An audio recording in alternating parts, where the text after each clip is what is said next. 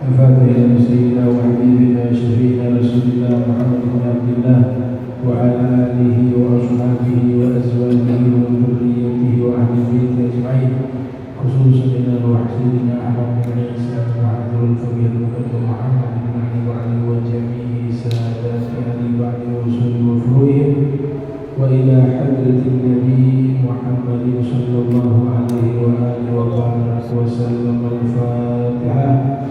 أعوذ بالله من الشيطان الرجيم. بسم الله الرحمن الرحيم. الحمد لله رب العالمين الرحمن الرحيم مالك يوم الدين. إياك نعبد وإياك نستعين اهدنا الصراط المستقيم صراط الذين أنعمت عليهم غير المغضوب عليهم ولا الضالين.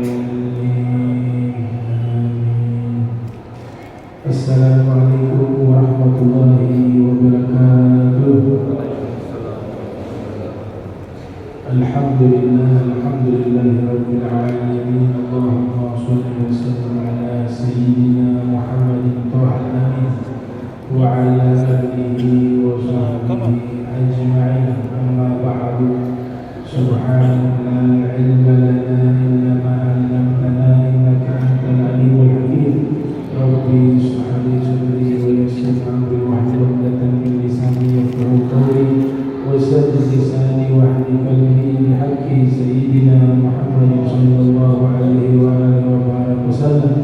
يا من هو في علوه كائن، يا من هو في فعل حكيم، يا من هو في وجهه متين. اللهم أكرمنا بنور الفهم وأخرجنا من ظلمات الوهم وارزقنا فهم النبيين وحفظ المرسلين وإلهام ملائكة المقربين. ربنا زدنا علما وفهما وعقلا يا أكرم الأكرمين بحق سيدنا محمد خاتم الأنبياء والمرسلين. يا رحمن يا رحيم. وصلى الله على سيدنا محمد وعلى آله وصحبه وبارك وسلم، والحمد لله رب العالمين. قال المصنف رحمه الله ورضي الله تعالى عنه وأرضاه ونفعنا به وبعلومه وأمننا بأسراره وأعاننا من بركاته في الدارين. فصل. عن جرير رضي الله تعالى عنه قال: كنا مع النبي صلى الله عليه وسلم فنظر إلى القمر ليلة فقال: إنكم سترون ربكم كما ترون هذا القمر، لا تضامون في رؤيته، فإن استطعتم أن لا تغلبوا على صلاة قبل طلوع الشمس وقبل غروبها فافعلوا. ثم قرأ: وسبح بحمد ربك قبل طلوع الشمس وقبل الغروب. Alhamdulillah, puji syukur kehadirat Allah, salawat salam tercurahkan kepada junjungan mulia Nabi kita tercinta Sayyidina wa Maulana Muhammad sallallahu alaihi wa sallam beserta segenap keluarga beliau, sahabatnya dan umatnya yang sama-sama kita muliakan. Imam Masjid Al-Muhajirin kami alwi al-ban, semoga Allah panjangkan umur beliau, disehatkan fisik beliau, diluaskan rizkinya zahiran wa batinan, hissiyan wa ma'nawiyan, bijahin Nabi wa Nabi al-Fatihah. A'udzubillahi minasyaitonir rajim. Bismillahirrahmanirrahim. Alhamdulillahirabbil alamin arrahmanirrahim maliki yaumiddin. Iyyaka na'budu wa iyyaka nasta'in ihdinas siratal mustaqim siratal ladzina an'amta 'alaihim ghairil maghdubi 'alaihim waladdallin. Dan mobil khusus kepada pengurus Masjid Al-Muhajirin dan seluruh jamaah yang hadir, semoga Allah berikan kita sehat walafiat, diluaskan rezeki kita yang halal, yang berkah, hissiyan wa ma'nawiyan, zahiran wa batinan, bijahin Nabi wa Nabi al-Fatihah.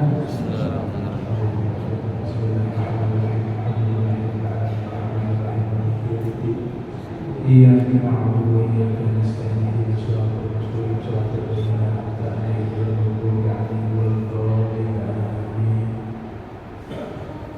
Alhamdulillah, kita sekarang sampai ke hadis 340 dari ringkasan Sahih Al-Bukhari. Hadis 342, an Jarir, diriwayatkan dari Jarir radhiyallahu ta'ala anhu qala, ia berkata, kunna ma'an Nabi sallallahu alaihi wasallam fa nazara ila al-qamari lailatan. Kami dahulu pernah bersama Nabi sallallahu alaihi wasallam di satu malam. Pada malam tersebut Nabi memandang ke arah rembulan yang sedang bersinar terang. Faqal, kemudian beliau bersabda, innakum satarawna rabbakum kama tarawna hadzal qamar. Sesungguhnya kalian akan melihat Tuhan kalian, pencipta kalian, sebagaimana kalian melihat bulan yang bersinar ini.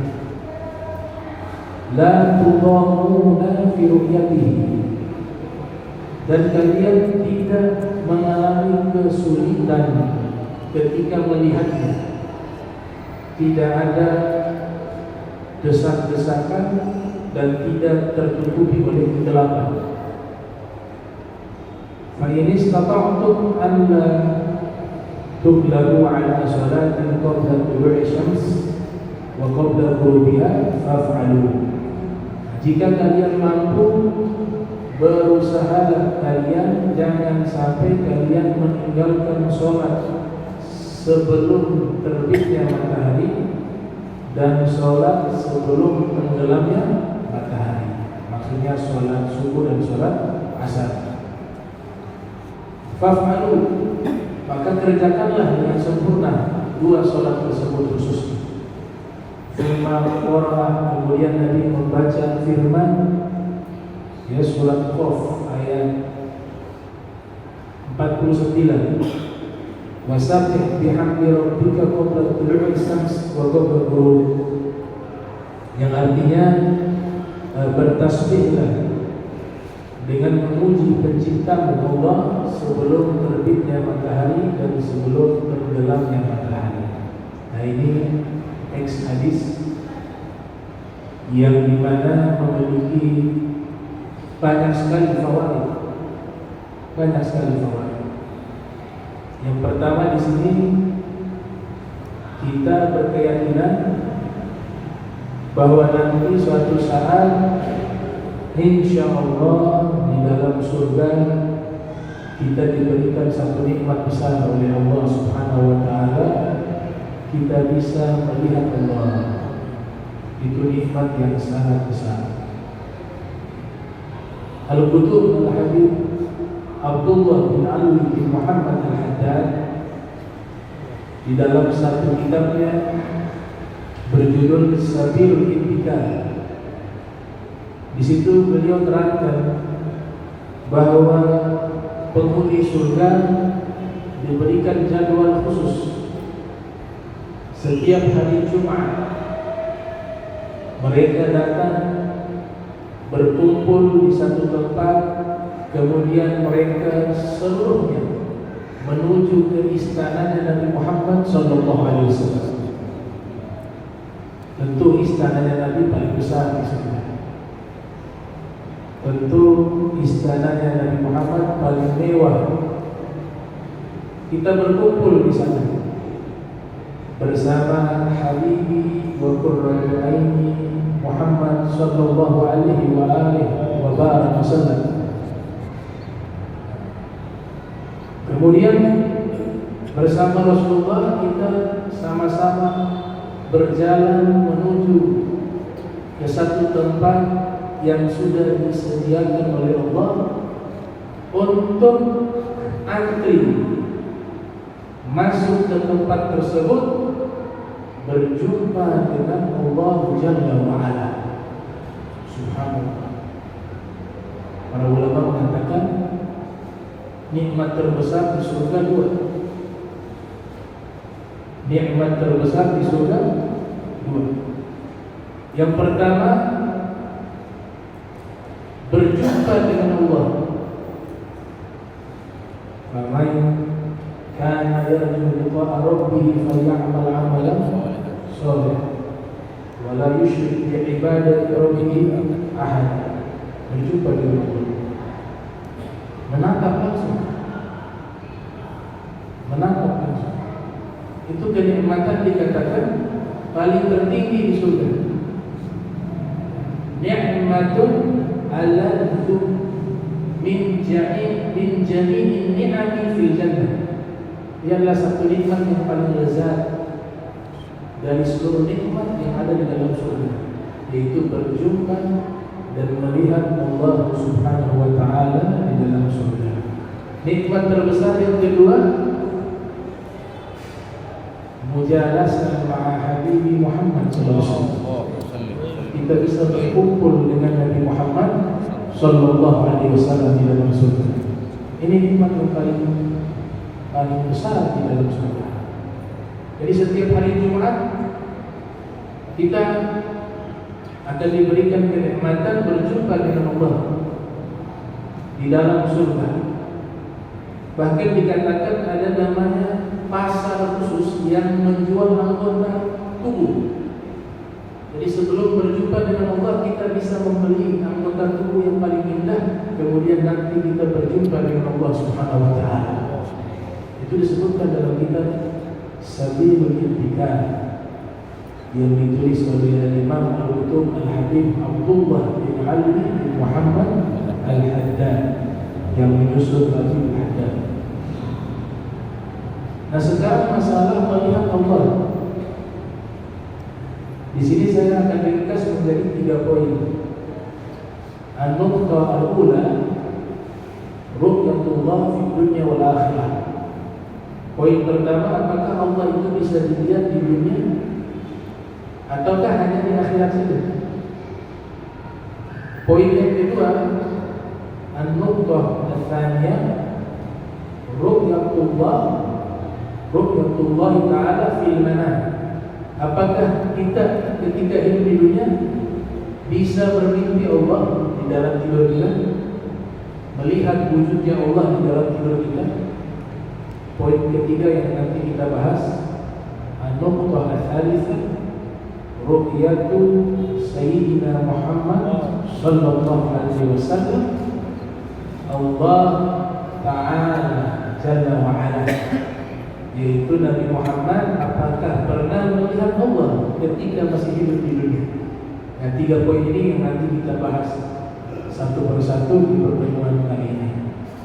Yang pertama, apakah mungkin kita melihat Allah di dunia ataupun di akhirat? Ada salah satu tokoh ulama bernama Al-Imam Ibnu Mulaqqin yang lahir tahun 723 Hijriah. Beliau menulis kitab syarah dari Sahih Al-Bukhari berjudul At-Tawdih. Juga diikuti oleh ulama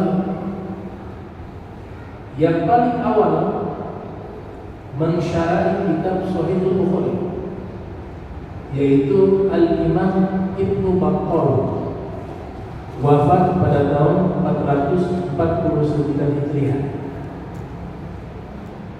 Nah, di dalam kitab mereka, kitab ini kitab paling dahulu daripada Fathul Bari karya Ibnu Rajab Al-Hambali ketika mensyarahi Sahih Al-Bukhari. Kitabnya Ibnu Battal lebih dahulu daripada kitabnya Al-Imam Qastalani berjudul Irsyadus Sa'i ala Syarhi Sahih Al-Bukhari. Kitab Ibnu Battal lebih duluan daripada kitabnya Al-Aini Umdatul Qari fi Syarhi Sahih Al-Bukhari. Lebih dahulu dari kitabnya Ibnu Hajar Al-Asqalani yang berjudul Fathul Bari juga. 10 jilid kitab tersebut. Nah, Ibnu Battal menyebutkan pendapat pertama para ulama dari golongan ahli sunnah wal jamaah itu isbatuha, meyakini bahwa kita bisa melihat Allah, namun hanya di akhirat. Itu pun orang-orang mukmin, orang-orang yang beriman yang berada di dalam surga. Orang kafir tidak bisa lihat Allah di akhirat, tidak bisa. Alla innahum an rabbihim yawma idzin la mahjubun. Tidak demikian, sesungguhnya mereka orang-orang kafir di hari tersebut dihalangi oleh Allah, mereka tidak bisa melihat Allah. Namun orang mukmin diyakini oleh ulama-ulama ahli sunnah wal jamaah bahwa orang mukmin bisa melihat Allah Subhanahu wa taala. Namun hanya di akhirat saja. Di dunia tidak bisa dilihat. Pendapat lainnya menyatakan bisa dilihat Allah di akhirat, namun tidak bisa melihat wujud aslinya. Itu pendapat kedua. Karena tidak akan sanggup makhluk melihat Khaliq yang begitu maha besar, maha segala-galanya. Ini pendapat kedua. Pendapat ketiga, nafyuha, menafikan. Baik di dunia maupun di akhirat kita tidak akan bisa melihat Allah Subhanahu wa taala. Pendapat ketiga. Ini kelompok Khawarij, kelompok Mu'tazilah, kelompok Ba'du Murji'ah. Nah, kalau kita ahli sunnah berkeyakinan bisa melihat Allah di akhirat. Ini yang harus kita pegang, kita yakini. Dalilnya kelompok Ta'ifah yang menafikan bisa melihat Allah atau tidak bisa melihat Allah, kelompok yang menafikan tidak bisa melihat Allah baik di dunia maupun di akhirat, mereka mengambil dalil di dalam Al-Quran di surat Al-An'am, la tudrikuhul absar wa huwa yudrikul absar wa huwa latiful khabir. Allah tidak bisa dijangkau dengan penglihatan. Firman di surat Al-An'am. Tapi Allah yang mampu menjangkau seluruh penglihatan. Yang digarisbawahi adalah kalimat la tudrikuhul absar. Itu yang dijadikan dalil. Pandangan mata tidak bisa menjangkau Allah Subhanahu wa taala, tidak bisa melihat Allah Subhanahu wa taala. Itu dalil pertama. Dalil kedua dari kelompok yang menafikan bisa melihat Allah, Nabi Musa pernah meminta untuk melihat Allah, tapi Allah katakan kau tidak akan bisa melihat.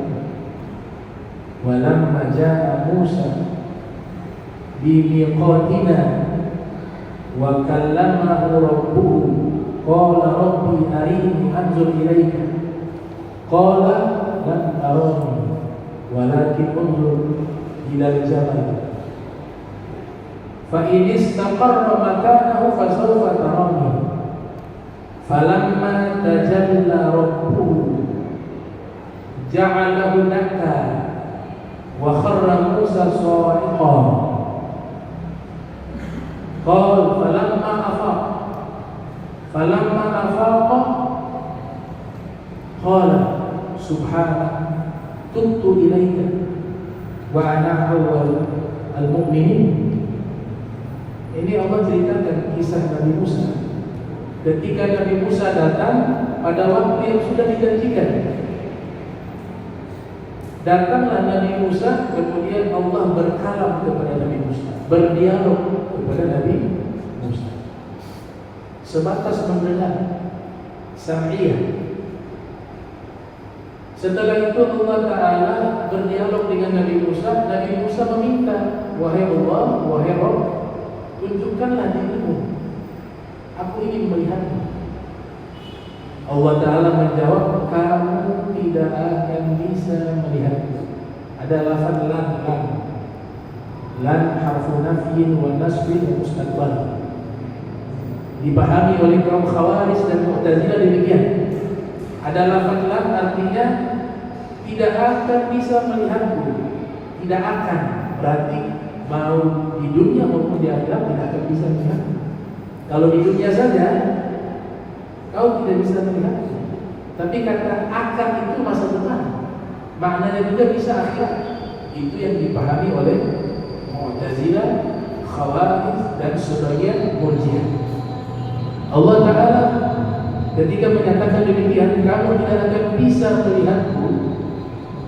Jika kau mau melihatku, itu ada gunung, itu ada bukit. Kau lihat itu bukit, kau lihat itu gunung.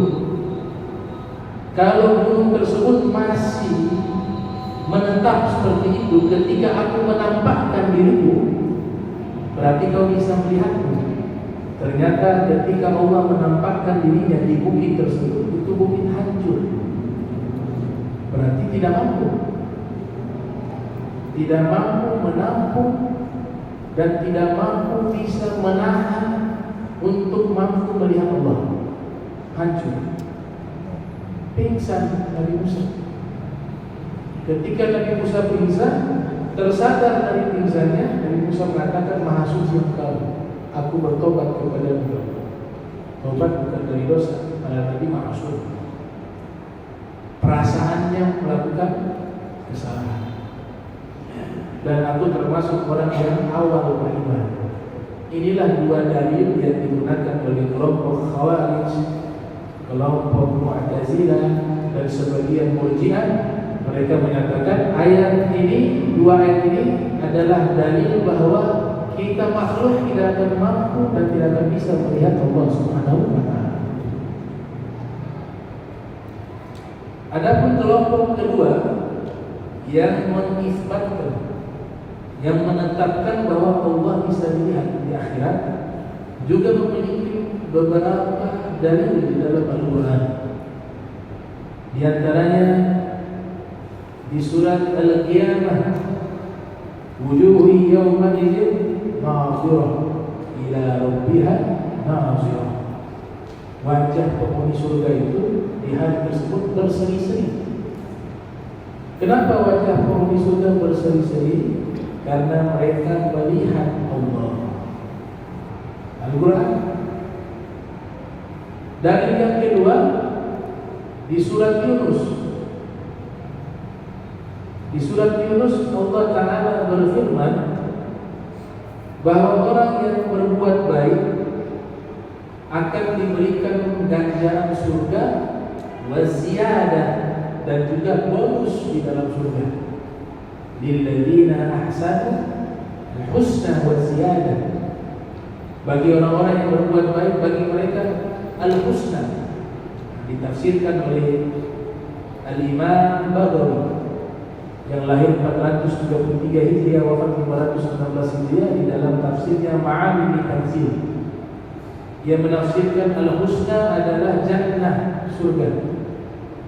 Kemudian ziyadah adalah an-nazru ila wajhil karim, memandang Allah Subhanahu wa Ta'ala.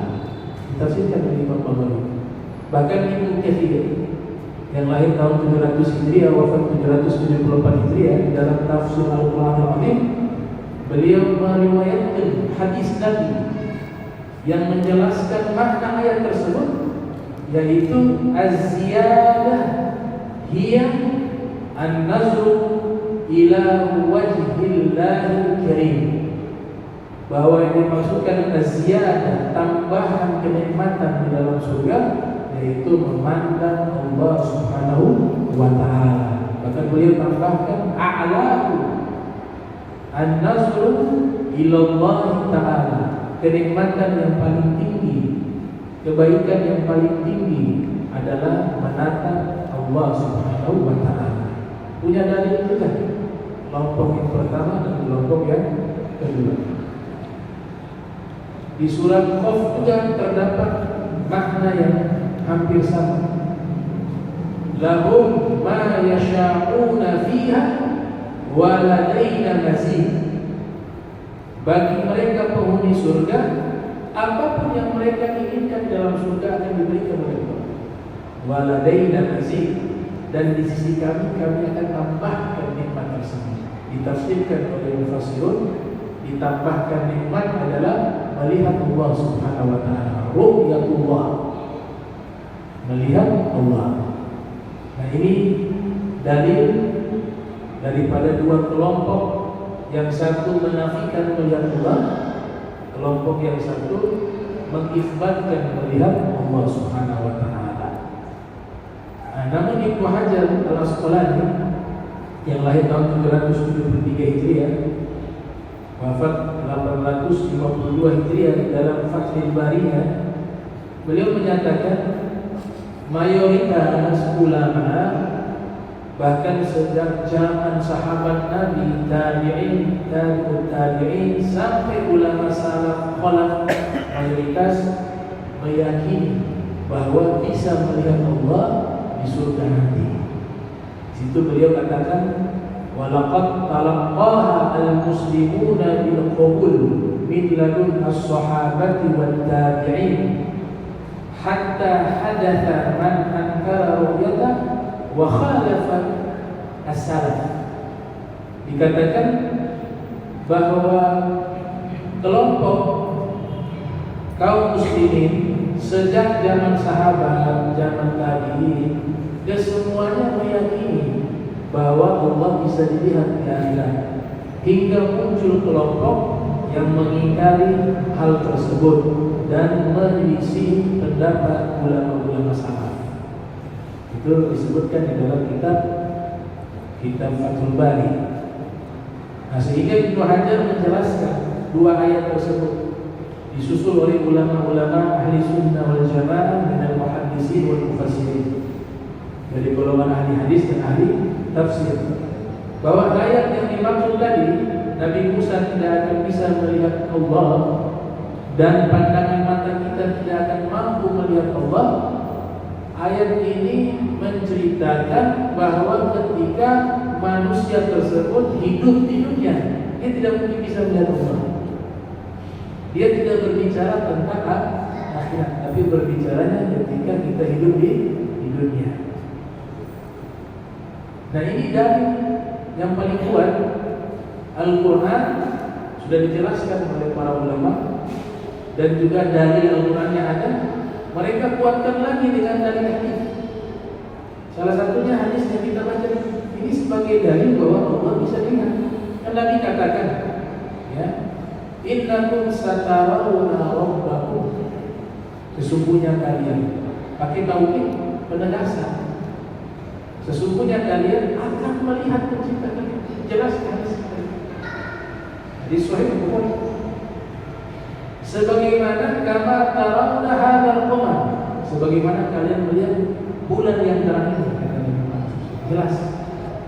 Nah, di sini maknanya bukan lagi samakan Allah dengan bulan. Ini kadang-kadang disalahpahami makna ini. Laisa kamitslihi syai'un, tidak ada sesuatu yang serupa dengan Allah. Nabi hanya membandingkan melihatnya, bukan membandingkan zatnya, objek yang dilihat, bukan. Tapi Nabi sedang membandingkan bahwa kita di dunia bisa melihat bulan, demikian juga nanti di akhirat kita bisa melihat Allah. Bukan Nabi bandingkan Allah itu seperti bulan. Makanya hati-hati menerjemahkan makna Al-Quran. Allahu nurus samawati wal ardh. Allah cahaya langit dan bumi. Jangan kita terjemahkan Allah itu cahaya makhluk. Tapi ditafsirkan oleh Syekh Tantawi dalam kitab Al-Jawahir. Beliau tafsirkan kata Allah nurus samawati wal ardh, artinya Allah munawwir as-samawati wal ardh. Allah yang menciptakan cahaya bagi langit dan bumi. Bukan Allah cahaya makhluk. Bulan juga makhluk. Kemudian di hadis ini ada fawaid kedua, Fawaid pertama tadi bahwa kita akan melihat Allah. Fawaid kedua, Nabi gandengkan antara masalah akidah dengan ibadah. Masalah melihat Allah itu kan masalah keyakinan, masalah akidah. Tapi di bagian belakang hadis Nabi membahas sholat subuh dan sholat asar. Apa hubungannya? Apa korelasinya? Korelasinya adalah jika seseorang akidahnya rusak, maka ibadah itu akan hancur. Akidahnya rusak, ibadahnya hancur. Oleh sebab itu dikatakan dalam kitab Zuhad, awal wajibin 'alal insan ma'rifatullah. Istiqomah awal yang wajib bagi muslim, bagi seseorang, dia harus mengenal Allah dengan baik, dengan penuh keyakinan. Kalau orang awam gak usah takut, percaya saja Allah ada, Allah Maha Suci, Allah Maha Besar, diam sampai di situ. Mau lebih rinci lagi sifat 20-nya Allah, sifat jaiznya Allah, sifat mustahilnya Allah, yakfi, cukup. Tapi kalau orang yang mendalami ilmu dalam, dia harus mengetahui secara spesifik semua dari tersebut untuk dia luruskan pemahaman-pemahaman yang menyimpang. Faedah yang ketiga dari hadis ini, bahwa sesungguhnya sholat subuh dan sholat asar itu adalah amalan yang nanti menyebabkan kita bisa melihat Allah. Semua sholat yang 5 waktu wajib, tapi yang 2 ini istimewa. Wahafizu ala sholawati wa sholati husnun wa qumu lillahi qanidin. Jagalah kalian sholat-sholat tersebut dan sholat pertengahan, dan berdirilah berdoa kepada Allah. Imam Malik, Imam Syafi'i dan Imam Malik. Imam Syafi'i lahir 150, wafat 204. Imam Malik lahir 93, wafat 179. Kedua imam besar ini menyatakan sholat pertengahan adalah sholat subuh. Sedangkan Imam Abu Hanifah dan Imam Ahmad bin Hanbal, Imam Abu Hanifah lahir tahun 80 Hijriah, wafat 150. Imam Ahmad lahir 194 Hijriah, wafat 241 Hijriah, menyatakan sholat pertengahan sholat asar. Sama seperti hadis tersebut menjelaskan keutamaan sholat subuh dan sholat asar. Nah, ini dalil bahwa Allah nanti kita bisa lihat di surga nanti. Bagi orang-orang yang masuk ke dalam surga. Allahumma adkhilna jannata bighairi hisab. Ya Allah, masukkanlah kami ke dalam surga tanpa perhitungan. Amin ya rabbal alamin. Kemudian dalil yang berikutnya, hadis Sahih Muslim.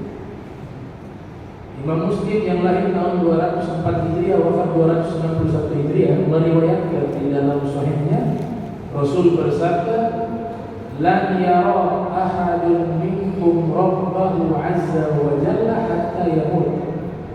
Seorang di antara kalian tidak akan bisa melihat Allah Subhanahu wa taala kecuali dia sudah meninggal dunia. Tadi penjelasannya. Isbatlah, mengokohkan pendapat Allah itu bisa dilihat di surga, di akhirat. Bahkan ada ulama mengatakan sebelum surga orang-orang mukmin sudah dilihat Allah di dunia. Itu dalam kitab Umdatul Qaul Al-Aini menjelaskan demikian. Dari akal dikatakan inna kulla mawjudin yasifu an yura. Segala sesuatu yang ada maka kemungkinan besar bisa dilihat. Itu dari akli.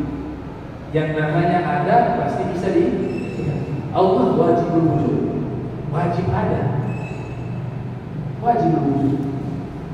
Nah, ini yang pertama, masalah bahwa melihat Allah, pendapat yang kuat, yang terjih adalah kita bisa melihat Allah, tapi nanti di surga.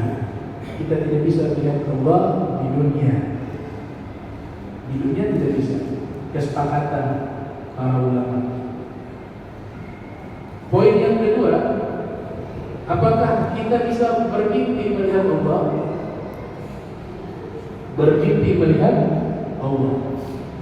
Nah ini dijelaskan oleh salah satu ulama bermadzhab Hambali bernama Ibnu Jauzi Al-Baghdadi, lahir 510 Hijriah, wafat 597 Hijriah. Di dalam kitabnya Manaqib Al-Imam Ahmad bin Hanbal, di situ diceritakan Imam Ahmad menyatakan ra'aitu Rabbal Izzati 'azza wa jalla fil manam.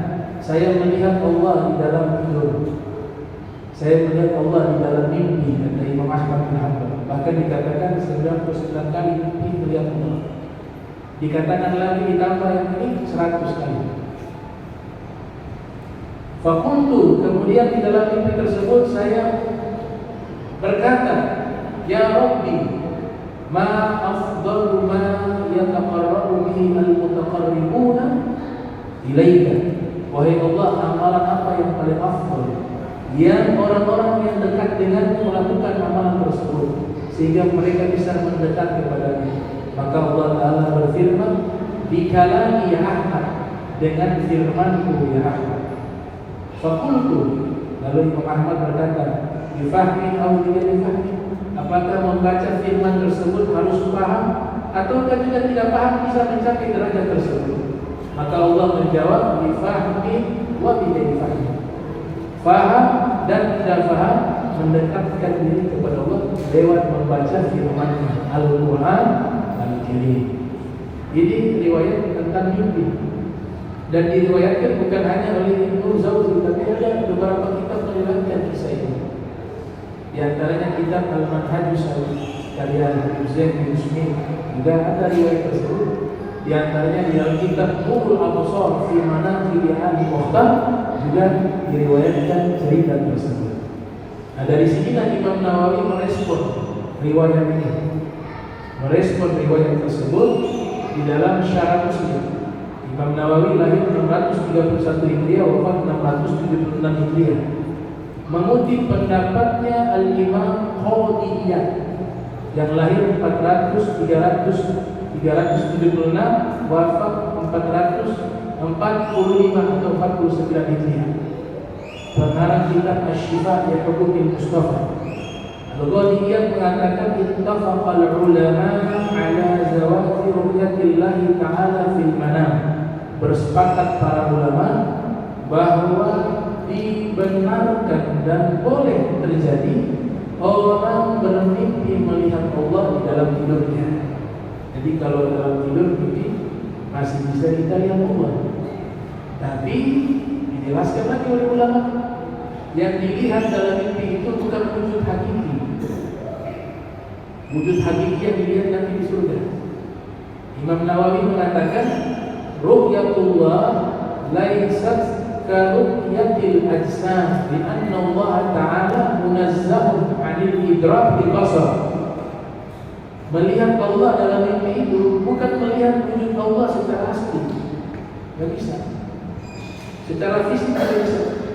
Karena sesungguhnya Allah itu suci dan disucikan daripada penglihatan makhluk ketika hidup di dunia. Ini juga yang dikatakan oleh Abu Bakar Al-Baqalani Al-Ghani yang mengatakan ru'yatullahi fil manami khawatir fil qalb.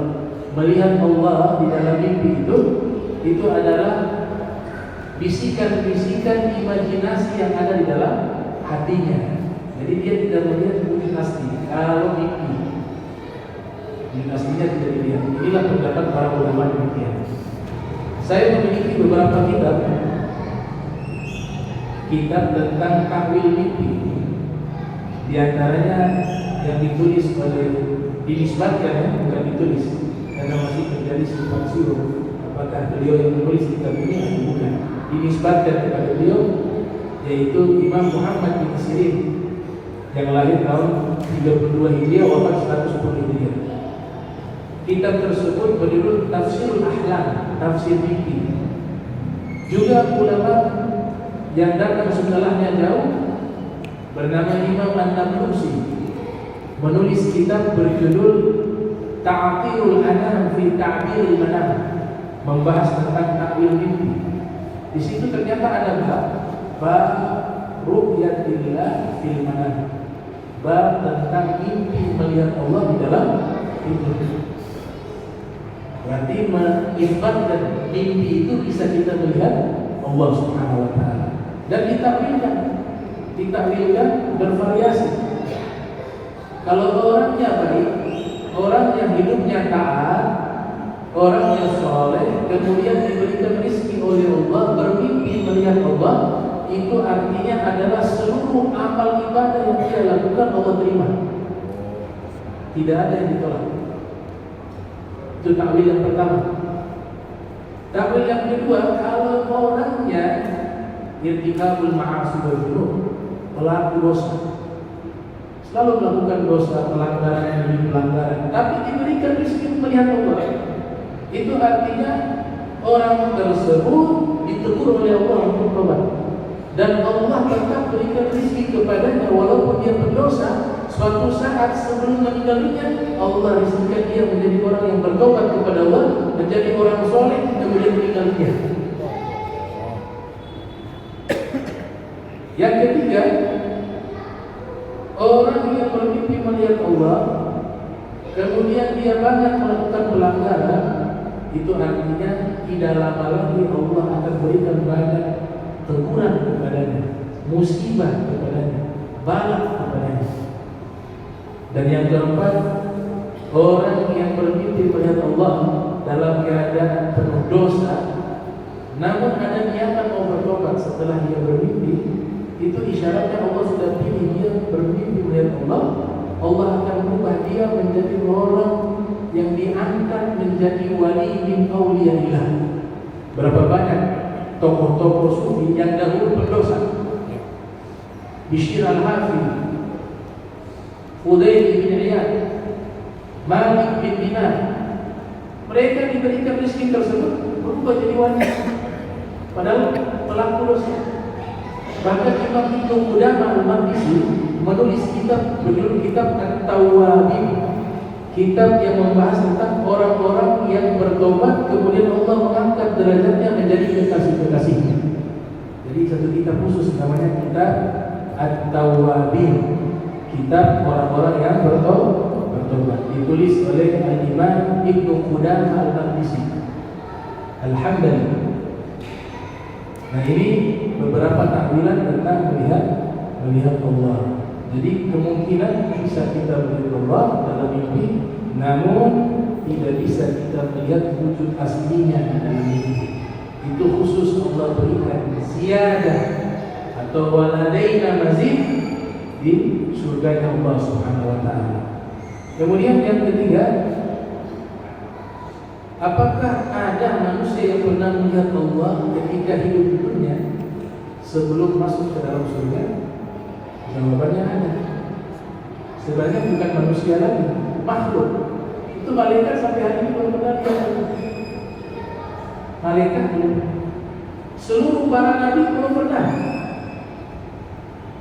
Paling tingginya hanya dengar firman, namanya sam'iyah, sekedar mendengar. Itu juga bukan suara yang benar-benar dari Allah, tapi Allah ciptakan itu. Kalau Mu'tazilah berkaitan demikian, firman itu diciptakan, makanya dikatakan apa? Dia adalah makhluk. Kalau kita ahli sunnah mengatakan firman itu bukan makhluk, dia sifatnya Allah, dia qadim, bukan hadis. Nah, artinya Allah men-setting Nabi Musa untuk bisa mendengar firman-Nya. Tapi kalau melihat dengan mata kepala secara langsung ketika masih hidup di dunia, itu hanya satu orang saja yang Allah izinkan melihat Allah dan mampu melihat Allah di saat tersebut adalah Nabi kita Muhammad sallallahu alaihi wasallam. Di saat peristiwa Mi'rajnya beliau, ma kadhibal fuadu ma ra'a. Dia berdusta, lihat pakai ro'a.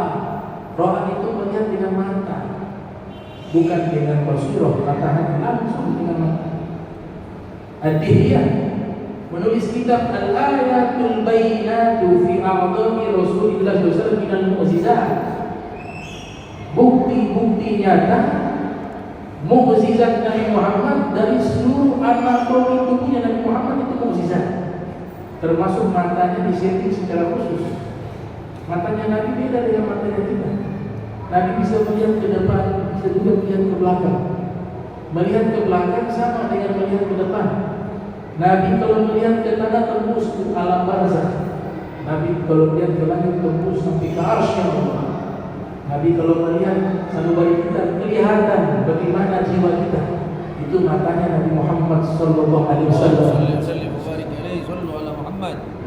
Maka sebab itu dikatakan dalam syair, ulama membuat syair pujian. Mereka mengatakan likulli nabiyyin khassahu bi fadilatin wa khassa bi ru'yahu nabiyyan Muhammadan. Fala aina fid dunya tarahu siwa al-Mustafa id kana bil qurbi mufridan. Semua para nabi Allah berikan keistimewaan, tapi keistimewaan bisa melihat Allah hanya Allah berikan kepada Nabi Muhammad sallallahu alaihi wasallam. Tidak ada satu mata di dunia ini yang pernah melihat Allah kecuali Al-Mustafa Nabi Muhammad sallallahu alaihi wasallam yang pernah melihat Allah, karena begitu dekat derajatnya di sisi Allah Subhanahu wa taala. Ini istimewanya Nabi kita Muhammad. Sudah pernah melihat Allah. Makanya sholatnya Nabi berbeda dengan sholatnya kita. Karena sholatnya Nabi pernah lihat Allah. Sholatnya kita hanya disuruh ihsan an ta'budullaha ka'annaka tarahu fa illam takun tarahu fa innahu seakan-akan Nabi melihat Allah saja, seakan-akan. Kalau Nabi bukan seakan-akan, benar-benar pernah melihat Allah. Maka bagaimana mungkin sama sholatnya Nabi dengan sholatnya kita? Jangankan kita, sholatnya para anbiya, para rasul dengan sholatnya Nabi Muhammad, ma'rifatnya para nabi, para rasul dengan Nabi Muhammad berbeda. Karena Nabi Muhammad pernah melihat Allah secara langsung, sedangkan para nabi, para rasul yang lainnya mereka hanya mendengar firman semata saja, sam'iyah saja. Bahkan malaikat juga demikian. Nah, oleh sebab itu para ulama ketika membuat penelitian bagaimana sih tanggapan para sahabat, apakah kebanyakan sahabat meyakini Nabi melihat Allah atau tidak? Ternyata para sahabat juga beda pendapat. Yang mengisbatkan bahwa Nabi pernah melihat Allah ketika hidup di dunia adalah Ibnu Abbas, Abu Dzar Al-Ghifari, Ka'ab Al-Ahbar, dan tabi'in dan sahabat yang lainnya. Yang mengingkari Nabi melihat Allah adalah Sayyidah Aisyah dan juga Abdullah bin Mas'ud. Kemudian ada yang punya dua pendapat. Pendapat pertama menetapkan Nabi pernah melihat Allah. Itu pendapatnya Abu Hurairah. Tapi setelah itu pendapat kedua menafikan bahwa Nabi pernah melihat Allah. Ini dikemukakan oleh para ulama berdasarkan pendapat para sahabat. Nah, ada satu hadis palsu yang dikembangkan oleh Mujassimah, kelompok yang memfisikkan Allah layaknya makhluk. Dibuat hadis palsu, dan ini termuat dalam kitab Ta'wilul Hadits karya Al-Imam Ibnu Furaq, dan diteliti oleh ulama bahwa hadis ini hadis maudhu', hadis yang palsu. Hadis maudhu' adalah hadis yang diada-adakan atas nama Nabi, padahal bukan dari Nabi. Al-kadhibul makhtalul masnu'u 'ala Nabi fadzalika maudhu'. Hadis tersebut menyatakan ketika Nabi Mi'raj, Nabi melihat Allah. Sampai di sini kita sepakat. Nabi Mi'raj, Nabi melihat Allah. Kita sepakat sampai di sini. Tapi hadis tersebut menggambarkan Nabi menyatakan ra'aitu rabbi fi surati syabil amr. Saya melihat pada waktu itu Allah berbentuk pemuda yang tampan, yang tidak berkumis dan tidak berjenggot. Alaihi hullatun hamra. Allah menggunakan baju berwarna merah. Ini hadis palsu dibuat oleh kelompok Mujassimah, memfisikkan Allah layaknya makhluk, dan ini minal kabair, termasuk dosa besar, bahkan bisa merusak keimanan seorang muslim. Jelas Allah laisa kamitslihi syai'un lam yakul lahu kufuwan ahad. Itu sudah jelas. Tidak sebanding dengan apapun, tidak serupa dengan sesuatu apapun. Oleh sebab itu ulama-ulama ahli sunnah wal jamaah, Al-Imam Nawawi di dalam kitab Al-Majmu' menyatakan, kalau kita menerima ayat-ayat mutasyabihat yang menceritakan fisiknya Allah dalam Al-Quran, tangan Allah, mata Allah, kemudian kaki Allah dalam hadis, ini jangan kita ambil mentah-mentah secara tekstual dan kita sampaikan kepada umat. Cara yang paling aman, kita ajarkan umat, ini ada ayat, ini ada hadis menceritakan fisiknya Allah, cukup kita imani. Namanya tafsir, tanpa kita bahas, tanpa kita ceramahkan, itu pembahasan. Atau cara kedua, ditakwil. Al-Quran menggunakan bahasa Arab. Uslub bahasa Arab di dalam ilmu balaghah ada kata-kata yang tidak hanya bisa dipahami secara teks saja, tapi makna kiasan. Dalam bab ilmu bayan ada namanya bab tasybih, ada namanya bab majaz, ada namanya bab kinayah. Contoh kinayah, hammalatul khatab, itu perempuan, itu istrinya membawa kayu bakar. Memang ulama tafsir menafsirkan dua metode, secara tekstual masuk, tapi kebanyakan juga menafsirkan secara kiasan. Makna membawa kayu bakar itu adalah satu ungkapan kiasan yang ada di tengah-tengah bangsa Arab, artinya tukang abu bakar, tukang fitnah. Ada juga ayat wahfad janah lil mu'minin, rendahkanlah kedua sayapmu untuk orang beriman atau untuk kedua orang tua. Di tafsir disebutkan demikian. Sekarang ayat ini khitabnya kepada siapa? Kepada guru? Bukan. Khitabnya kepada kita. Sekarang kalau kita terjemahkan ayat tersebut hanya secara tekstual, maka artinya keliru. Rendahkanlah sayapmu kepada orang beriman. Ini khitabnya kepada Nabi Muhammad. Mana ada manusia punya sayap? Manusia tidak punya sayap. Tapi yang dimaksud namanya bab isti'arah. Rendahkanlah sayapmu seperti burung katoiri kepada orang-orang beriman. Ungkapan ini artinya apa? Tawadhu, rendah hati. Berarti tidak bisa diterjemahkan secara teks saja. Ada ayat-ayat yang memang tanpa diterjemahkan, ditafsirkan secara teks kita bisa pahami dan tanpa ditakwilkan sudah benar maknanya ada. Tapi banyak juga ayat-ayat dan hadis Nabi yang di situ terdapat bab-bab kiasan, bab-bab kinayah, bab-bab isti'arah. Dan bagi orang yang memperdalam ilmu bahasa Arab sampai ke level ilmu balaghah, itu hal yang biasa, bukan hal yang aneh. Ulama dulu mengarang kitab Majazul Quran, Kinayatul Quran, majaz di dalam Al-Quran, kinayah di dalam Al-Quran, hiperbol, metafor, itu ungkapan-ungkapan yang ada di dalam Al-Quran. Karena Al-Quran menggunakan uslub bahasa Arab yang kaya akan seni bahasanya, kaya akan sastranya, kaya akan uslubnya. Maka disinilah peran ulama di dalam menyampaikan hal tersebut.